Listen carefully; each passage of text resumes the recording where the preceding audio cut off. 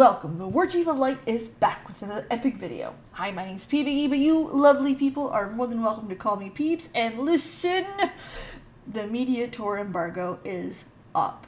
So your favorite large content creators are beaming. They're excited. They've got gameplay, they've got stories. Some of them got interviews. Like, it's big. And we're going to talk about it. I'm not on mute. We're doing good. Now, there's some stuff that I won't be commenting on because the reality is this is a PR trip for these content creators, right? So I don't want to talk about their experiences, all the parties they went to, the hangouts and stuff like that. Like, it's a PR trip. You were invited to basically promote this legendary game. The only thing I can say is that I wish I had invited more diverse people and people with larger voices in the community. And let's be honest, maybe not invite non-inclusive ones. Just saying. But overall, the content creators had a ball. They had fun. And you can see, like, in every video they've got, their first 18 lines is Yoshi P, Square Enix, thank you, merci, gracias. That's all I got. I'm not coming up with more, but you know where I'm going. So, appreciative and some genuine excitement. And a lot of people have like a newer, deeper appreciation for Yoshi P, which, that's cool, I'm not gonna lie. So let's discuss what I've seen, catch you up on a couple interviews, and just discuss it, okay? The graphical update ain't no joke. I guess it's one thing to see it on the screen, it's another to play it, and people are losing their damn minds. I love that. I'm not gonna lie to you. The videos that these people have collected are stunning. They look great. And can I be honest with you guys for a second? I actually bought the PS5 because my PC's a potato. And I felt that it might lack in the graphical area. Okay? I was wrong. I was dead wrong. I was so wrong. I played Final Fantasy 16 and that's bullshit. PS5 can handle this graphical update without an issue. I have no doubt. So I am extremely excited to see everything just pop in the way that I still, to this day, feel that the graphics in Final Fantasy 14 are pretty damn good. I just thought of something that's just off the cuff that is not written in front of me. Can we do the 8-man trial from Endwalker? The one you can get help with your friends. Yeah. Let's do that with the new graphical update. Bitch. One of the things I want you to be disappointed in me for is I did not go through any of the class changes. And yes, I should have. Did I? No, I ran out of time. So I'm not going to discuss them because I have no fucking clue what's coming, except we're getting Picto and Viper, and Picto has a Moogle Kamehameha. That's all I know. What interested me the most were the interviews, though, and they delivered. I try to make it very clear on this channel that corporations are not people, that what we are seeing in front of us is the best version of anything because it's recorded and you're on for the camera, right? I try my best, even for myself, to sit back and say, you know what? Think of the product, the people behind it are employees. Remember that.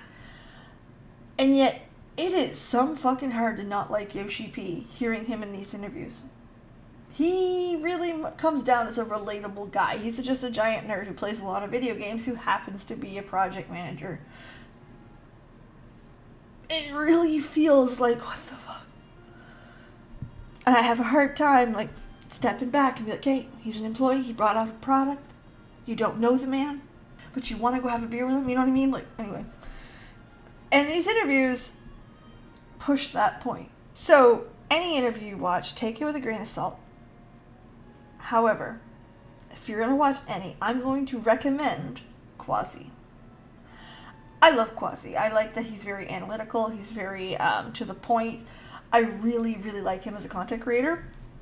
But not only that, turns out the bastard can fucking give a great interview. And all of his questions are intelligent, well thought through, and really he looks for the inside of how Yoshi P thinks. If you're looking for like the fan experience, Preach is your guy. Preach had an interview that, in my humble opinion, not my cup of tea. But a lot out there will enjoy that because he came in with like the fan experience, less analytical, less intelligence, not used as an insult here, but less, the questions weren't as intelligent. They weren't as deeply thought through. He sounded like he fangirled for half of it, which is good. We love that. And then he got into some technical aspects. Like one thing that I remember really well from his interview was he asked why the dungeons trash boss, trash boss, trash boss. And Yoshi P did answer like, it works. Our dungeons are based on a time period. We time them, what's the average? That's how we build it. That's how we learned that dungeons work the best. And just a little bit of insider there. That's how dungeons are made, period, across the board. How long does it take you to level a dungeon? That is how they're built, right? They'll scale them back, they'll build them up based on what they need.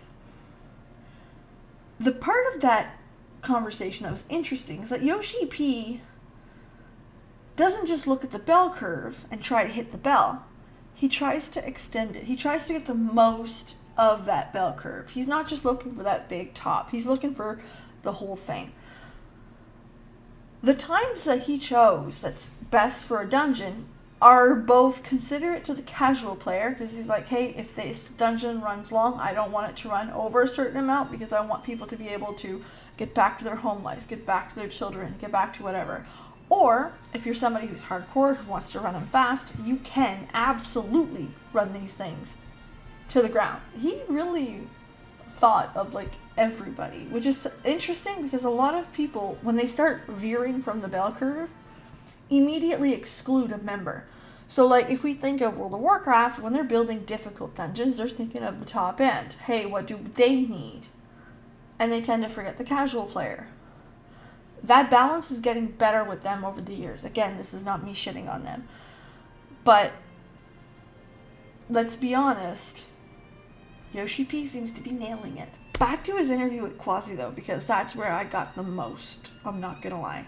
We got insight on how he does changes. So if something goes to shit, or something he doesn't like, or you don't like, he doesn't just gone. No, he slowly takes it away, or slowly adjusts it to where it needs to be, and move on.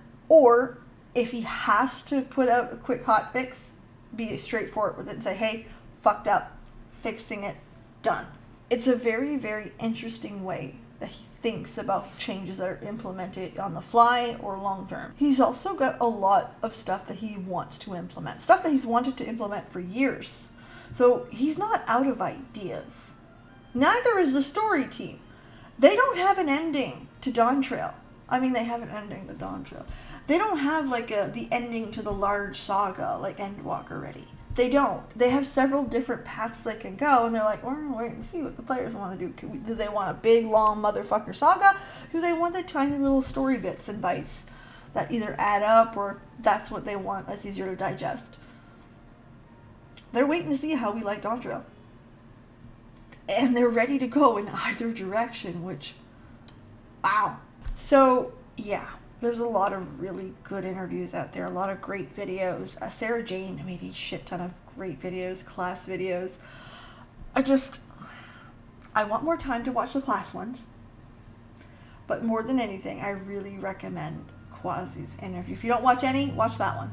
And like usual, I'm going to link every video that I'm talking about so you guys can go back and see them. So don't have to look far for it. It's like a mug podium. Mug pendium. The shit's in the box. You can go get it. So yeah, Dawntrail's coming, and I need that's something you need to realize right now. It's not only coming. It's like, it's there. It is time. They started doing the countdown on their socials. It's right. We're at it. We are on the road to Dawntrail for realsies. I'm not ready. Like, there's something in me that's like, no, it's like 6 months from now, still like right there, but no, she's coming. I hope everybody's excited as I am. I hope that dawntrail is everything that you want / need from it.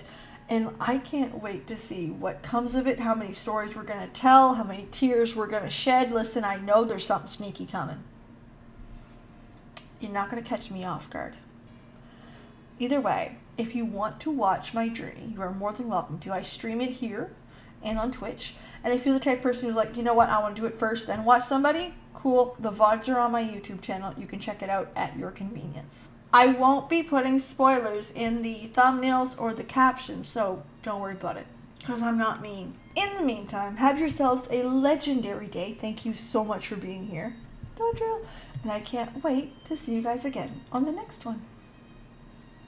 Bye. Can we talk about something a little more candid? Like, why do people keep mentioning Yoshi P's eye bags, under eye bags?